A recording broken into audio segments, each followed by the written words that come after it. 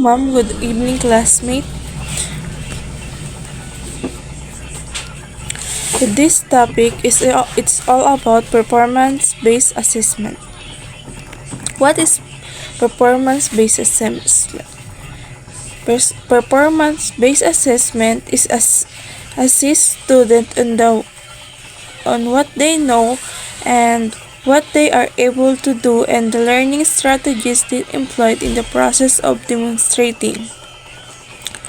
The best guide a student or pupil to competency or certain task through a site.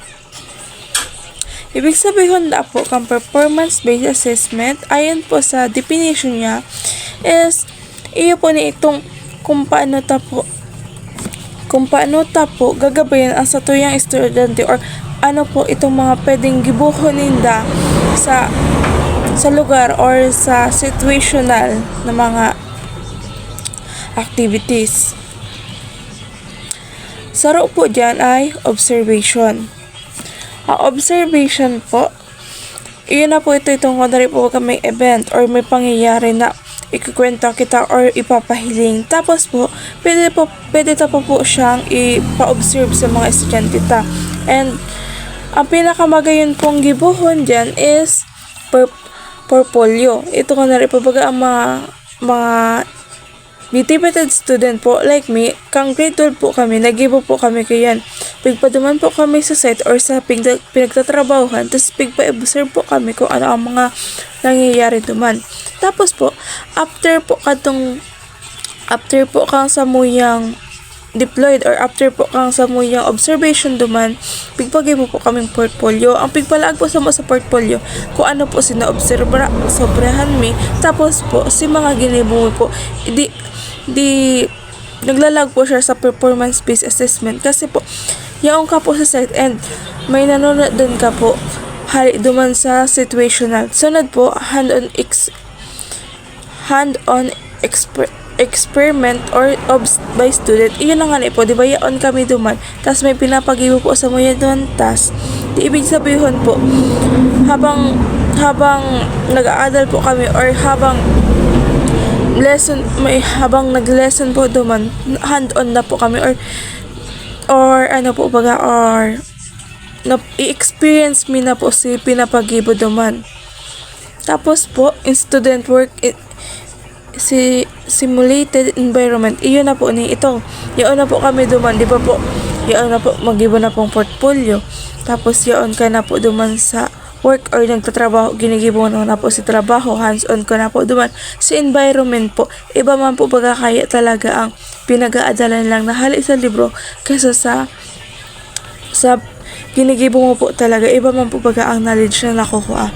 Sunod po, keep record all tasks successfully and skillful performance by a student. Iyon na po ni, di ba po pag nagigibo ka mo ning portfolio, kaipuhan po yaan po gabos dumanan na nindo. Gabos po na activity pinagibo nindo. Di ibig sabihin po kada may activity po kamong gigibuhon, kaipuhan po naka-record siya. Tapos po nakalaag duman si mga skill na na-develop mo. Tapos po ning iyon na po yung si papagibo itong garo. Iyon na po ni si pinakanonodan mo. Iyon na po ni sunod po, performance-based test. Assist student on what they know.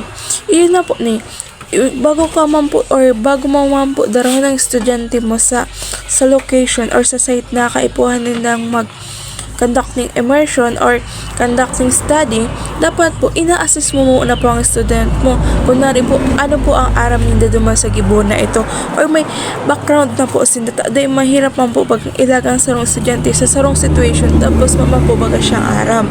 Sunod po, what they are able to do. Ano na po sa gigibuhon ninda? Kunwari po baga situational, ano na po kaipuhan nitong gibuhon? Sunod po, learning strategies they employ in the process of demonstrating it. Iyon na po na itong pwede nindyang gibuhon, di ba po, itong kay po ninda gibuhon, sa strategies po, itong mas mapadali po sa gibuhon ninda. Sunod po, according po Daki Santos 2007, Learning is a complex of process in it entails not only what the student know but what they can do with what if they know. Iyan na po ni. According po digdi sa ang learners po complex of process obtaining of what student know. Aram na ang estudyante po. Po iyan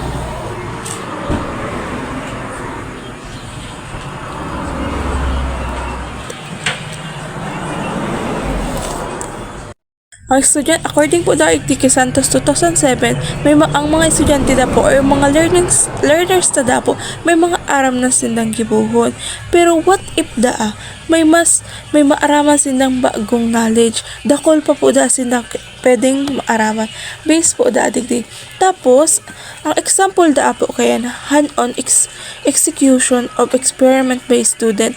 Di ba po may sarong bagay po baga kita kunwari po baga example ang batag ay mahamis. Paano mo po masasabi na ang batag mahamis? Di ba po nanamitan ninda tapos may experience po, di ba po may experience ninda bako lang po dahil sa hali siya sa libro kundi dahil sa experiment din kadakol pa po siyang sinda maaraman kunwari bago sa libro. Ang kulay kang batag sa libro is kulay yellow tapos ang lasa po masamis. Tapos po iba man po baga ang nahihiling ta sa libro saka nahihiling ta or tapos nalalasahan ta sa personal. Ang kulay po baga kang libro iba man minsan sa nahihiling ta sa personal na batag. Iyo man lang po yan ang sa kuyang report. Thank you po. Hello ma'am, good evening everyone. My topic for today is all about performance tasks. So, first is, students are required on the knowledge and the skill they process. And sabi daw po dito, pag sinabi daw po natin, is, ang performance task daw ay isang uri ng gawain sa loob ng paaralan na kailangan ng mga estudyante na ipakita ang kaalaman at kahusayan sa pamamagitan ng paggawa ng mga proyekto o sa sasagawa ng isang gawain.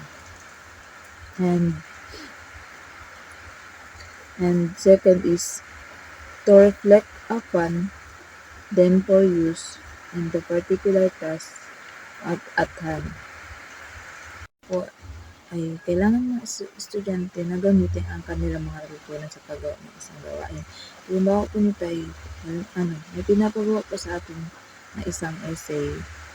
Siyempre, kailangan po natin na matutunan yung mga grammar o spelling kung matagawa tayo ng isang magandang essay. And pantatlo po is task where a combination of the two approach. And dito naman po ay ibig sabihin nito ay isang gawain na hindi lamang tumitingin sa kaalaman ng estudyante, kundi na rin sa mga kakayahan nila. The student or pupils learn optimally by actually doing learning by doing.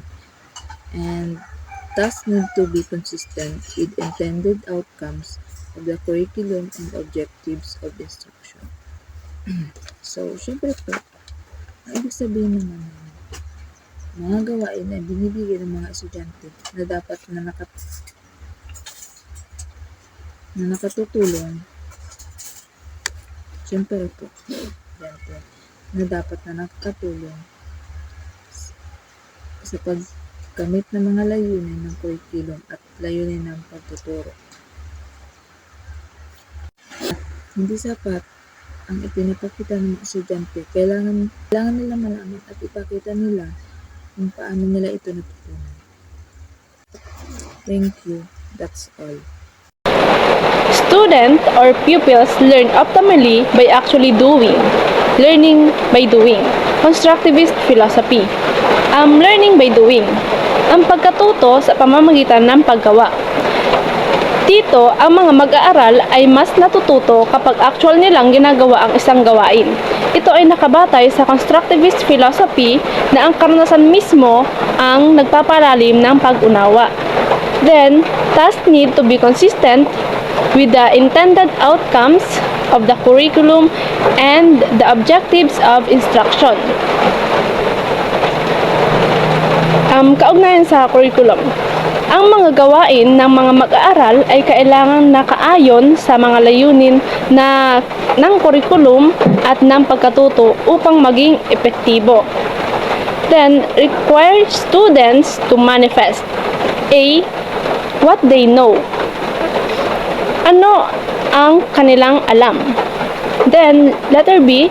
Process by which they came to know it. Ang proseso kung paano nila natutunan ang kaalaman. In addition, performance-based tests require that tasks involve examining the purposes as well as the products of student learning.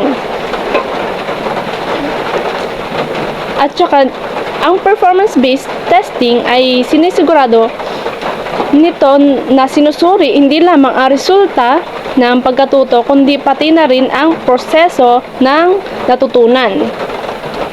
Then, next slide, rubrics and exemplars. Rubrics to describe student performance. Ang rubrics ay ginagamit para masuri ang performance ng mag-aaral. Then, next, a scoring method that lists the criteria for a piece of work or what counts. For example, purpose, organization, details, voice, and mechanics are often what count in a piece of writing. Scoring method ay may nakalista mga pamantayan tulad ng layunin, organization, mga details, voice, at mechanics na mahalaga sa pagsulat ng anumang proyekto. Then,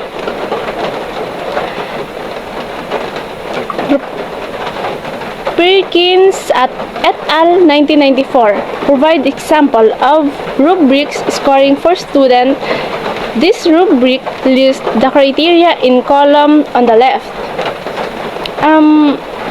Nagbigay sila ng halimbawa ng rubric na may listahan na may pamantayan para sa pagsusuri ng mga gawain ng mag-aaral. Ang mga pamantayan ay nakalagay sa unang column sa kaliwa. Then, the report must explain. Number 1, the purpose of the invention. Kailangan daw ang pag-report is na-explain. Ang number 1 is yung layunin ng invention. Number 2, the features of parts of the invention and how they help it serve its purposes.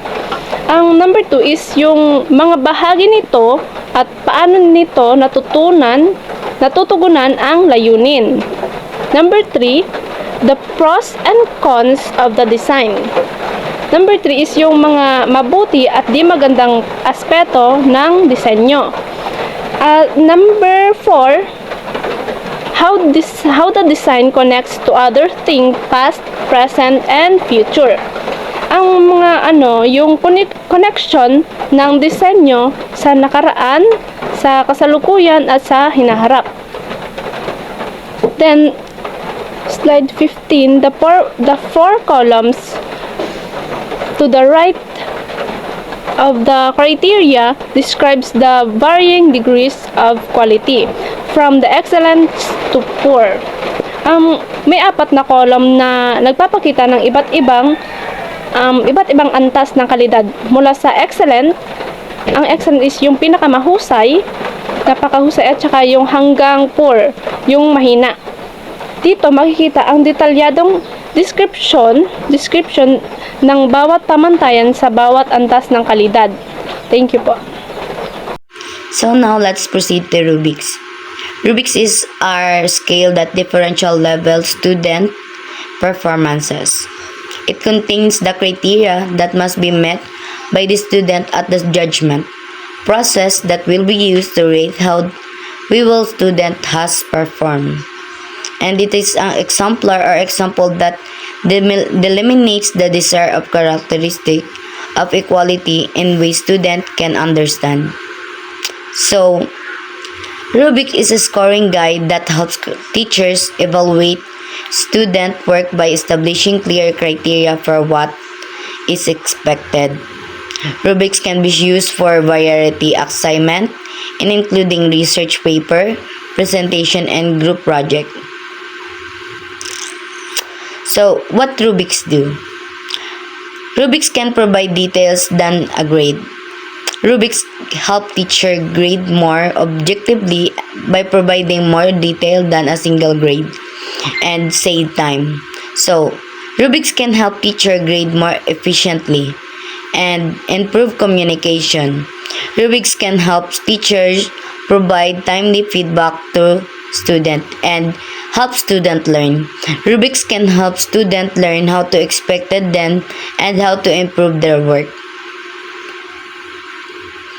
So, well-designed rubrics are included perform dimensions that are critical to successful task completion and criteria that reflect all the important outcome of the performance task and rating a scale that provide a usable, easily interpreted score and criteria that reflect concrete reference in clear language and understand to student in parent and other teacher.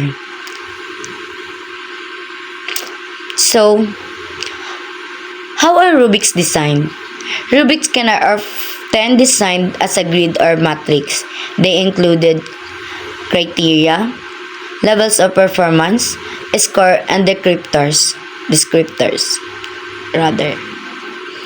Rubrics can be based on a scale of point with higher number, usually indicating better performances. So now let's proceed to creating rubrics. Number 1, survey models.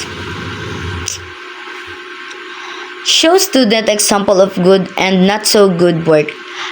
Identify the characteristics that make good ones and the bad ones bad. Number 2, and define criteria. From the discussion of the models, identify the qualities that define good work. Number 3, agree on the levels of quality. Describe the best work levels of quality in the middle of the work. As you can see here, the step-by-step of how to creating rubrics. First is survey model. Second is to define criteria. Third is agree on the level of quality. 4 is the practice of on model. 5 is use self and per assessment. 6 is revise. 7 use teacher assessment. And this is the example of rubrics. As you can see, they have a criteria and quality and the score. Thank you. Good evening. Today I'm discuss automating performance-based tests and importance in assessing skills and learning. Una, dapat natin tandaan ang performance standard. So dapat klaro ang performance standard na ginagamit sa bawat performance task. Hindi lang sa final output kundi pati sa strategies and processes used in every stage. For example, hindi lang ang final report ang i-rate. Dapat alam natin kung paano i-rating research, writing, and presentation process. Ang pangalawa is milestone. Ang milestone is mahalagang, importante rin ang milestone. Yung mga significant step na naaabot while ginagawa ang task. This help access strategies and problem solving approach. Kahit hindi matapos ang task, taker ang task. These milestones give us insight kung paano iniisip ng test taker kung ano ang strategies ang ginagamit nila. Ang pangatlo, ang task selection and rubrics. Kumbaga, choose task na pwedeng gawan ng good rubrics for scoring. Halimbawa, ang rubrics ensure the objectives ang pag-access covering all aspects of performance. Ang pang-apat is system change and evidence collection. Lastly, ensure na bawat aspect ng problem solving lead to measurable system change. Ano ibig sabihin nito? Ang ibig sabihin po nito, ang testing solving ay kailangan makapag-record ng evidence of competency. Halimbawa, kung may step-by-step na problem-solving task, kailangan ng system na ma-detect at ma-log ang bawat tamang step ng ginagawa ng test taker.